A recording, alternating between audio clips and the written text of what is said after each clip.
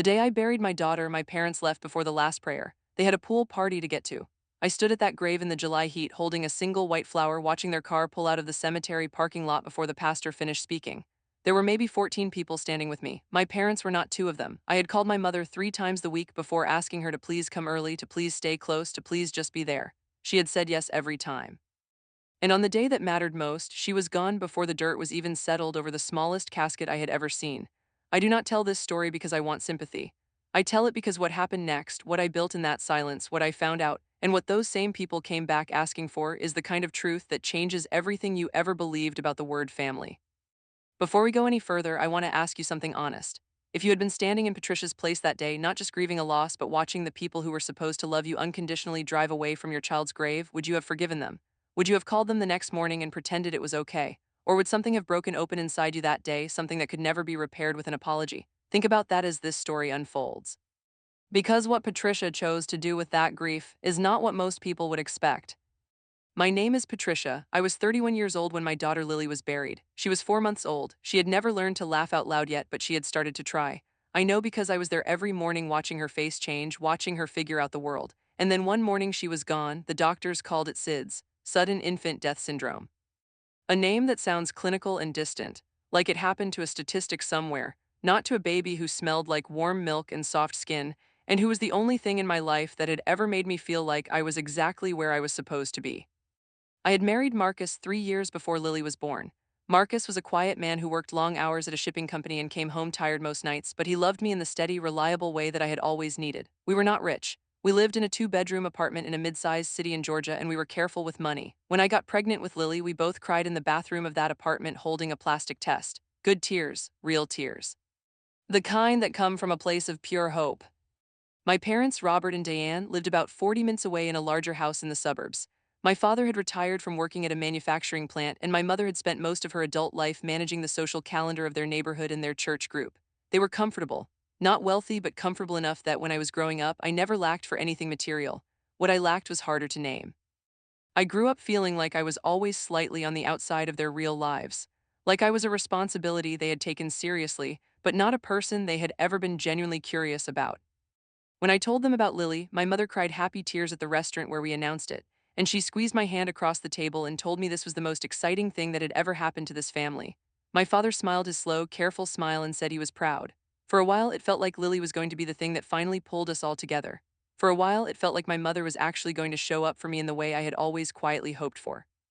She came to 2 of my prenatal appointments. She threw me a baby shower that was more about impressing her church friends than about me, but I did not say that out loud. She gave me a list of parenting books she had never read. She gave opinions on names I had not asked for. When Lily was born, my parents came to the hospital. My father held Lily for about 4 minutes and then put her back and said he needed to get home before dark.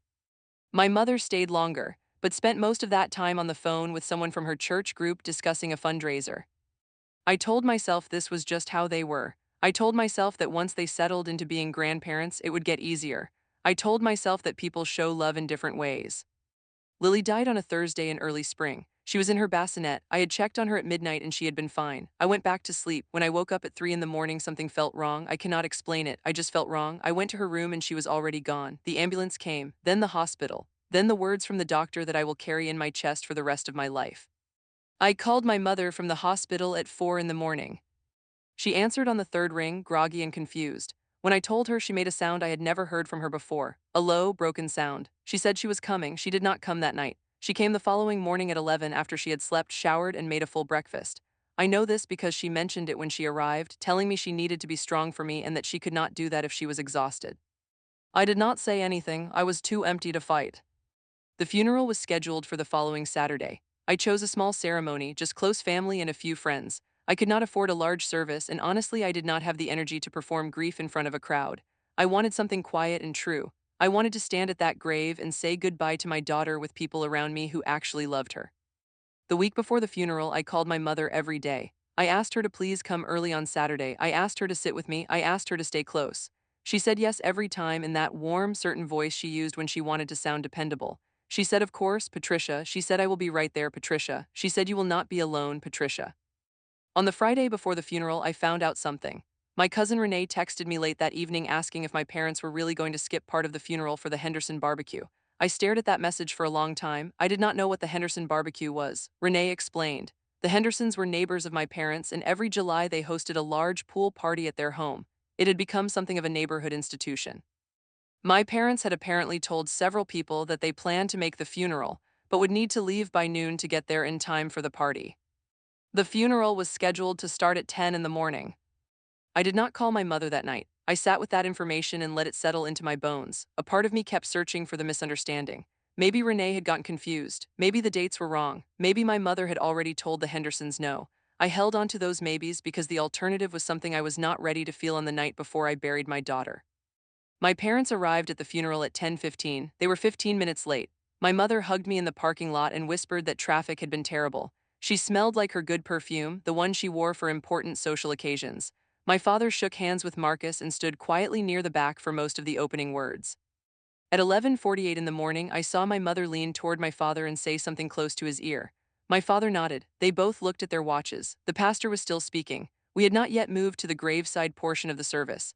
I watched my mother tap my Aunt Margaret on the arm and whisper something, and I watched Aunt Margaret's face go tight and uncomfortable. At 11:55, my parents stood up quietly, like they were trying not to make a scene, and walked toward the back of the small chapel room.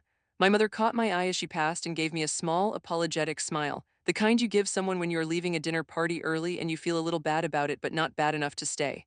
And then they were gone.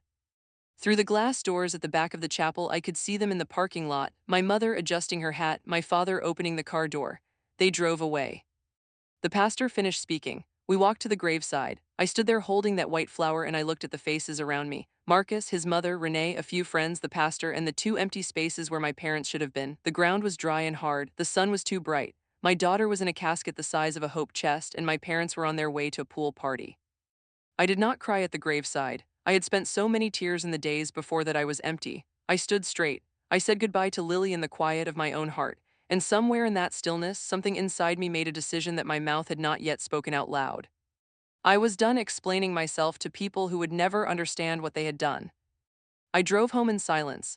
Marcus tried to talk to me that evening and I told him I needed a few days. He was grieving too, and I want to be clear about that. Marcus hurt in his own quiet way, and he was solid and present for me in the weeks that followed. But he could not understand the specific thing that had broken in me that Saturday, because it was not only about Lily. It was about a pattern that had finally shown its full shape. My mother called me Sunday morning. She left a voicemail saying the party had been wonderful, that the Hendersons had asked about me, and that she hoped I was feeling a little better. I listened to that voicemail 3 times. I was not angry in a loud way. I was something deeper than angry. I was clear. For the first time in my life, I could see my parents without the fog of wanting them to be something they were not. I could see them plainly, the way you see a road once the fog burns off in the morning. Every detail sharp. Every turn exactly where it is. I did not call her back. 2 weeks passed. My mother called twice more. My father called once, left no message. I did not respond. My Aunt Margaret reached out to ask if I was okay, and I told her I was taking space. She said she understood. She also said that at the funeral she had told my mother it was wrong to leave early, and my mother had told her that Patricia always overdoes everything emotionally and that she needed to learn to be more practical. I wrote that down, not because I planned to use it as ammunition, but because I had learned to document the truth when it appeared, because truth had a way of getting rewritten later by the people who had the most to lose. At the end of the first month after Lily died, I went back to my job. I worked as an office manager at a small insurance firm. I was good at it. I was organized and calm, and I knew how to hold a room together when things were falling apart. I had been doing it my whole life, just in different buildings with different people. Going back to work was hard, but it was also a structure I needed. It gave my days a shape. It was during those first months back at work that I started thinking seriously about the business idea I had been carrying around for years. I had always had a skill for logistics and organizing. I had always known how to take a complicated problem and find the cleanest path through it. A colleague of mine, a woman named Sylvia who had her own small event coordination company, had been telling me for 2 years that I had the mind for it. She had offered more than once to bring me in as a partner or to help me launch something on my own. I had always said maybe later. I had always found a reason to wait. I stopped waiting. In the months after Lily's funeral, I channeled everything I had into building something, not because I was trying to prove anything to anyone, but because grief had a way of burning away everything that was not essential, and what was left when the smoke cleared was the truth of what I actually wanted my life to look like. I wanted to build something of my own, something that no one could take from me or define for me or decide was not important enough. I registered my business in October of that year, Patricia Graves Event Solutions, a logistics and event coordination company focused on corporate clients, small businesses, and private organizations. Sylvia mentored me through the first few months, and eventually I brought in my first two clients entirely on my own: a local nonprofit and a small law firm that needed help organizing a large client appreciation event. I delivered both flawlessly. Word started to move the way word moves when someone actually does the work. My parents did not know any of this was happening. I had not spoken to my mother or father since the funeral, 4 months of silence. It was the longest I had ever gone without contact with them in my entire life, and I will be honest with you about how that felt. It was not easy. There were nights when I picked up my phone and almost called, not because I missed the relationship we had, but because I missed the relationship I had always wanted with them. I was mourning two losses at once: my daughter and the parents I had needed them to be and never were. Marcus was patient with me through all of it. He checked in gently, he did not push. He trusted that I was working through something real even when he did not fully understand it. I loved him for that. In January, 4 months after the funeral, a letter arrived from my mother, an actual handwritten letter on the cream-colored stationery she kept in her desk. She wrote that she and my father had been worried about me. She wrote that my silence was causing the family stress. She wrote that she understood I was still grieving, but that at some point I needed to accept that people make mistakes and that holding grudges was not healthy. She wrote that she had done her best that day and that she hoped I could find it in my heart to move forward. Not one sentence in that letter said the word sorry. Not one sentence in that letter acknowledged what they had done or named it directly. The letter was about my silence being the problem. The letter was about my healing being their relief. I read it twice, folded it carefully, and put it in the folder I had started keeping. I called it the clarity folder. Every honest document went in there. Every text, every voicemail transcript, every note, not for revenge, for memory. Because I had spent 31 years doubting my own perception of my family, and I was not owing to do that anymore. I wrote back one short paragraph. I told my mother that I had received her letter. I told her that when she was ready to have an honest conversation, I would be open to it. I told her that I was not holding a grudge. I was holding a boundary. There is a difference, and if she wanted to understand it, she could think carefully about the day she left my daughter's funeral to attend a pool party. I sent it without another word. She did not write back. Spring arrived. My business had grown faster than I had planned for. I had taken on 3 more clients. I had hired a part-time assistant named Yolanda, a sharp young woman who was organized and tireless and who seemed to genuinely enjoy the work. Sylvia had referred me to a corporate client, a regional manufacturing company that needed a full event logistics plan for their annual conference. It was the biggest project I had taken on. I delivered it with 2 weeks to spare, and they renewed the contract for the following year before the first event was even finished. I was not rich, but I was building something real, with real clients and real results and a real future. And more importantly, I was doing it entirely on my own terms. My cousin Renee was the family member I had stayed closest to during this period. She was honest with me about what was being said inside the family circle. My mother had apparently told several relatives that I was having a breakdown. That grief had made me irrational, that I had always been too sensitive, and that this was just another example of Patricia making things harder than they needed to be. My Aunt Margaret, the one who had attended the funeral, had pushed back on that and defended me, but she was in the minority. Most of the extended family had accepted my mother's version of events because my mother told it first and told it loudly. I let them. I did not rush to correct the record. I did not send mass messages defending myself. I focused on my work and my marriage and my own interior life. I was learning something important in that season. Silence from the right person is not weakness. It is strategy. It is dignity. It is the refusal to spend energy defending yourself to people who have already decided what they want to believe. Marcus got a promotion in April, a significant one. He was moved into a regional manager position that came with a substantial pay increase. We celebrated quietly, just the two of us, at a restaurant we had always wanted to try and never had the budget for. It was a good evening. It felt like our life was moving. In May, my mother called my cell phone from an unknown number. I answered because I did not recognize it. She had borrowed a neighbor's phone. When I heard her voice, I did not hang up. I stayed on the line. She told me that my father had been having some health issues, that he had been to the cardiologist, that things were being monitored. She said it the way she said everything, efficiently and with an undertone that suggested I was expected to feel immediately responsible for whatever she needed next. I told her I was sorry to hear that my father was having health issues and that I hoped he would get good care. I told her I was not available to come over and I was not available to resume a full family relationship right now. She told me that my father needed family around him during a health scare. I told her that family needed to behave like family during the worst days, not just the convenient ones. She was quiet for a long moment. Then she said I was cruel. I told her I loved her, that I was serious about that, but that I was not going to be talked into skipping over the truth because it was uncomfortable. I said goodbye and I ended the call. I sat in my car in the parking lot of the grocery store for 15 minutes after that, not crying, just breathing, processing, giving myself permission to have stood my ground without immediately second-guessing it. My business crossed its first six-figure revenue milestone in August of that year, 15 months after Lily's funeral. I want to be careful not to make this sound like a triumphant movie moment because my daughter was still gone and no amount of business success changes that, but there was something deeply meaningful about the timing. I had taken the most shattered version of my life and built something solid inside of it, something that belonged entirely to me. Something that no one had helped me create, no one had given me, and no one could take away. Sylvia took me to lunch to celebrate. She toasted me with water because neither of us drank at lunch, and she said something I wrote down later. She said, "Patricia, you did not get here because things went well. You got here because everything fell apart and you built anyway." I thought about that for a long time. It was around this time that something shifted in the extended family communication. Renee mentioned that my mother had started talking about me differently in family conversations, less like I was having a breakdown and more like she was suddenly proud of what I was doing. Renee said my mother had apparently seen something about my business online, a feature in a local business publication that had done a small spotlight on my first year, and had started telling people at church that her daughter ran a very successful event company. Had started referring to me at social events in a way that suggested she had been supportive all along. I read that feature again after Renee told me this. I had not mentioned it to my parents. I had not told them because I was not telling them anything. My mother had found it on her own, and without a single conversation between us, without a single apology or acknowledgement of what had happened, she had begun absorbing my success into her social identity. I was not angry. I was, by this point, past anger. I was in the territory of something colder and more settled. I was in the territory of clarity. 6 weeks after Renee told me this, I received a phone call from my Aunt Margaret. Not to pass along gossip this time, but because she had something specific to tell me. She told me that my parents had apparently gone through some financial difficulty. My father's health issues had resulted in significant medical bills. There had been some poor decisions with a home equity situation that Margaret did not fully understand, but that had resulted in a debt they were struggling with. And my mother had told the family that she was hoping Patricia would be willing to help. Margaret said it gently. She was not pressuring me, she was warning me. I thanked her and I sat with the information for a week before I made any decisions.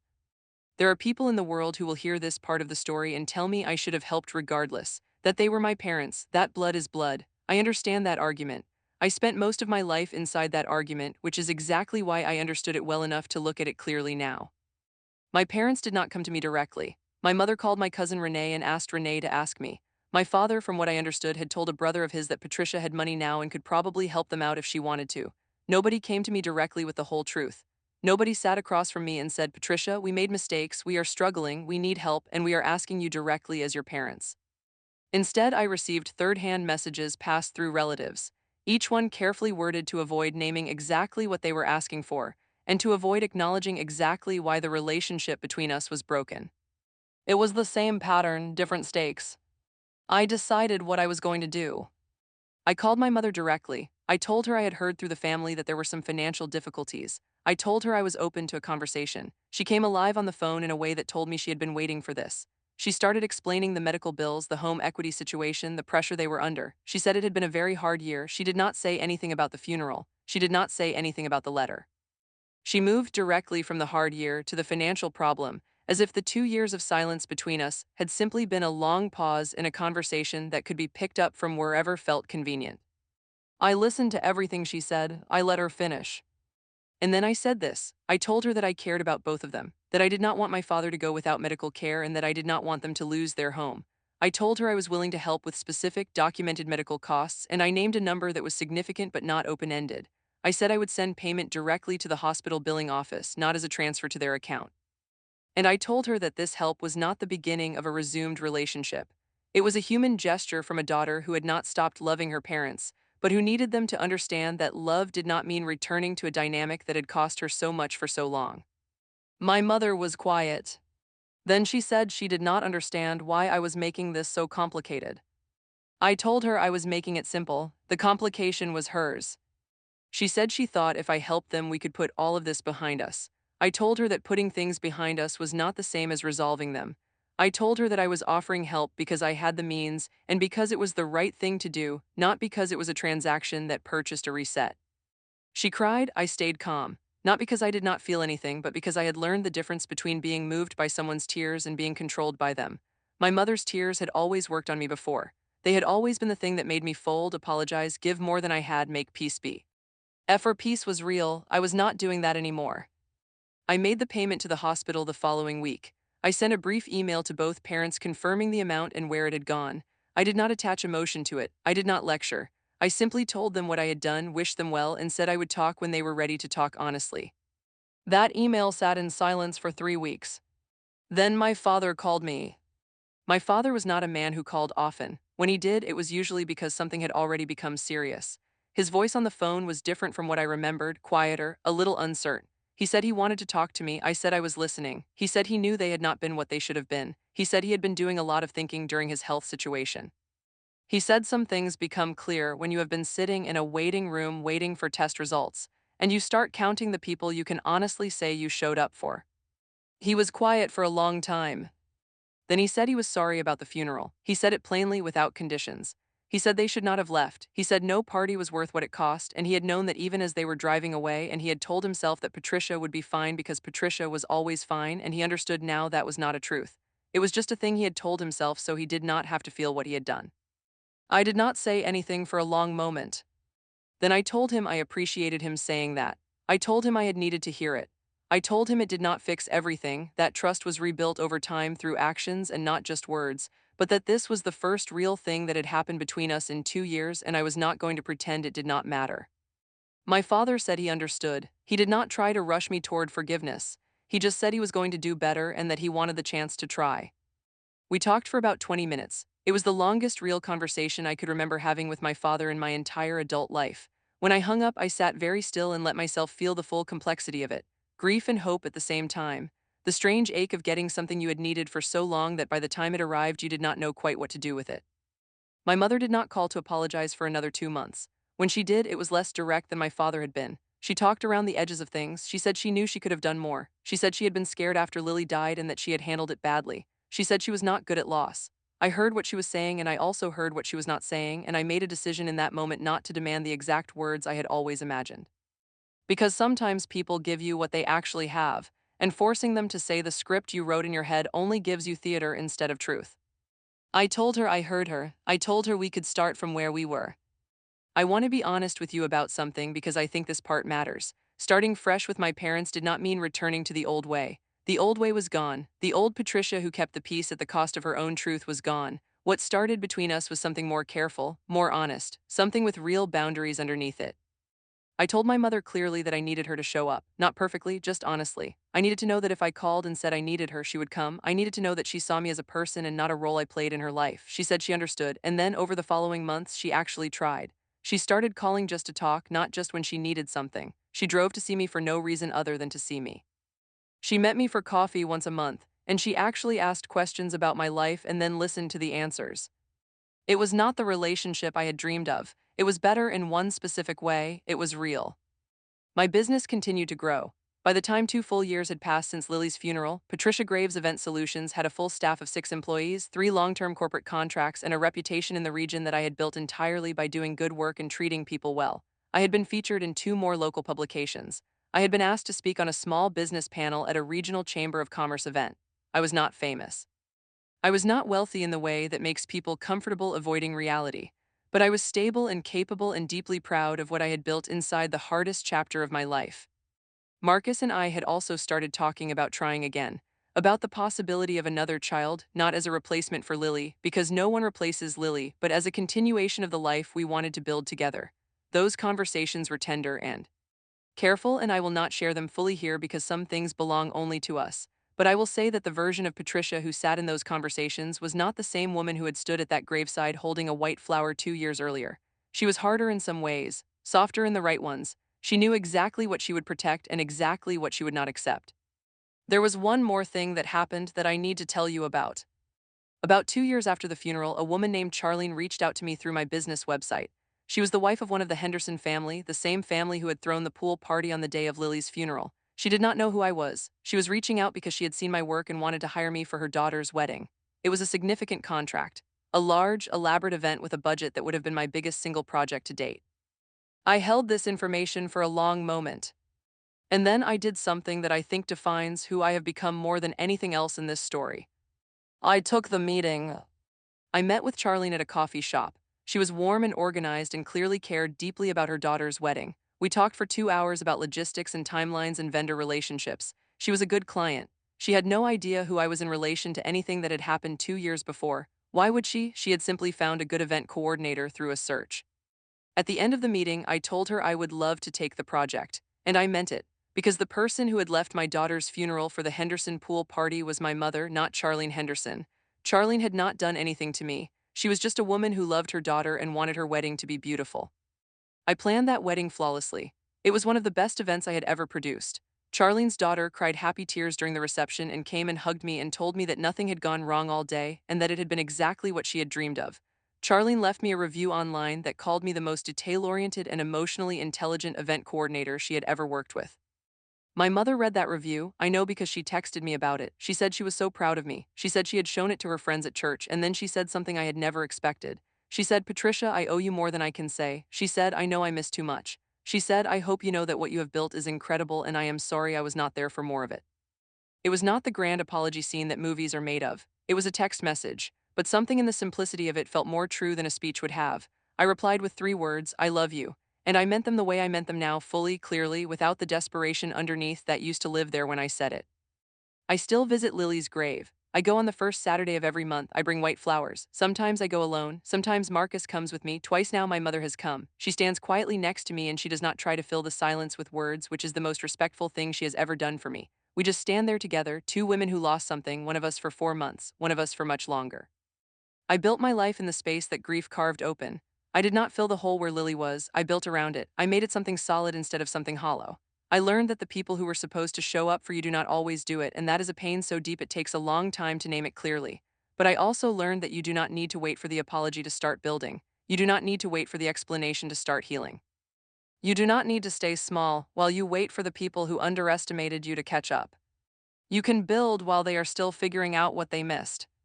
You can heal while they are still explaining themselves. You can become something remarkable in the exact silence they left behind. That is what I did, and I would do it again, not because it did not hurt. It hurt more than I have words for, but because the woman I became inside that pain is the woman I had always been trying to be. The woman who knew her own worth, who built her own table, who set her own terms, who loved the people who hurt her clearly and from a safe distance until they proved they were ready to come a little closer.